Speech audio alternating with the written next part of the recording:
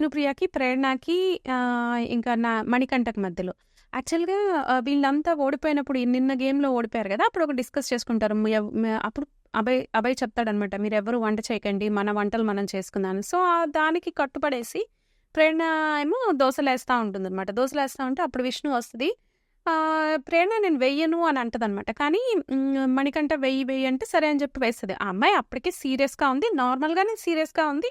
అమ్మాయి నార్మల్‌గా దోసేసి విష్ణు ప్లేట్‌లో ఏసిందనమాట.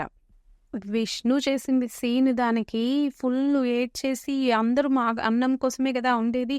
ఇలా చేస్తావా? ఇట్లా ఇసిరేస్తావా? అది ఇది అని చెప్పేసి ఫుల్లు ఏడ్చేసింది. అందరూ ఇంకా పరిగెత్తుకుంటూ వచ్చేసారనమాట. ఎందుకేడుస్తుంది? ఎందుకేడుస్తుంది? ఎందుకేడుస్తుందని.